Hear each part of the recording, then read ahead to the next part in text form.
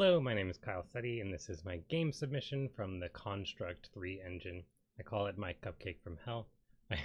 I initially thought that the main player would be a cupcake, but this preset set of animations worked really well, and I fell in love with it so quickly. Yeah, I love the way the character like runs and jumps and has a falling animation, and when they shoot, they like when they go like oh and like make sound effects. It's cool. So yeah, I have a player playing this game for the first time, so they didn't really see the final level until now. So yeah, they're jumping around, exploring the content, like finding some gems, as you can see. Yep, it's updating the UI up in the corner, and they're kind of coming across the first enemy here, which is this pathing and patrolling snail. Yeah, everything is candy and cupcake and delicious themed. So yeah, I played with the dust particles a lot. You can see when the player jumps, they land in sprinkles that shoot all over the place.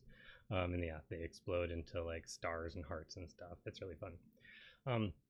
So yeah, I added the shooting mechanic, but yeah, I had an issue where when the player was up against a wall, we set it so that you wouldn't fire while you're against a wall. However, I used these little like gumdrops to be like little objects in the world, and they count as walls. So when the player's trying to shoot the snail, but they're standing on a gumdrop, it doesn't work. So that's a bug I need to fix in like a finalized version of the game. But for now, yeah, you can see the lollipop counts as your checkpoint, so that just turned from red to green, and now the player will respawn there.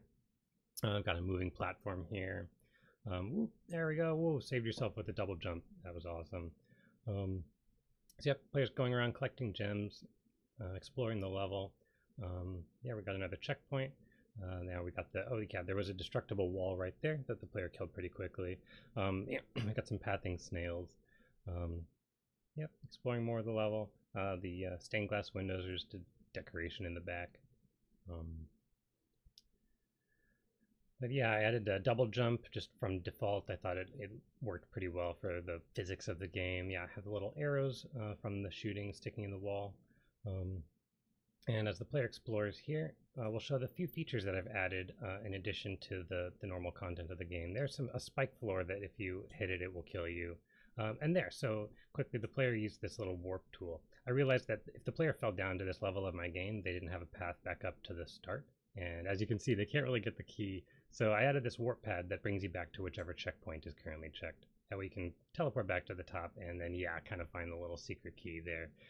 Falling down into the spike pit, but avoiding the spikes, you're able to find the key and unlock the door that leads to this final boss area, the bunny corn.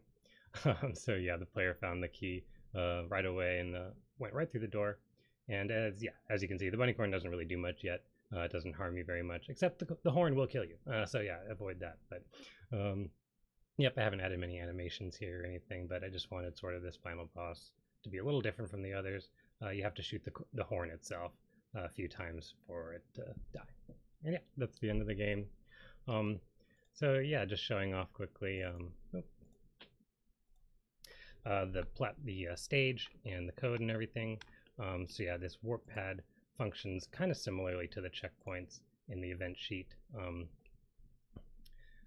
On collision with the player, it'll set the checkpoint number to be the current checkpoint, but then it'll set the position of the player and the camera to the checkpoint X and Y. This is a little different from the death system where we destroy the player and the camera and then recreate them. This just changes the position. I thought that might add, instead of just instantly teleporting the player, it adds a little bit of a warp across the screen effect. And I could add more warp pads and have them warp to each other instead of warping to the checkpoint. But for now, it just was an easy way to give the player a way to get back from this dungeon area at the bottom up to the top when they're exploring. As you can see, there's no direct path up to the top. So yeah, here's my destructible wall. I also tied this destructible wall to a barrier for the pathing snails. And when that destructible wall dies, the barrier dies as well. That was a little tricky, but yeah, added on collision with, where was it? Down here. Yeah, so when we have the object of the patrol fence, which was object ID 67, the object ID 67 was the breakable wall. When that stops existing, then we go to patrol fence and pick ID 57 and destroy it. And that's this patrol fence right here.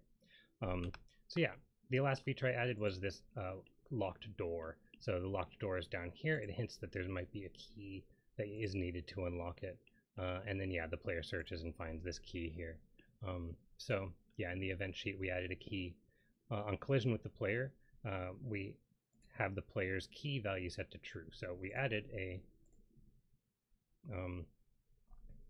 instance variable here. Key is just a Boolean, true or false. It starts false. Once they collect the key, we destroy the key, set that to true, and yeah, we also set a UI visibility up here to true, so we show that the player has a key on their body now. And then when they touch the wall, while they have the key on them, so on collision with door locked player is key is true, then we destroy the door and let them walk through to the final boss area. So yeah, that's a run through of my game. Thanks for checking it out. Bye.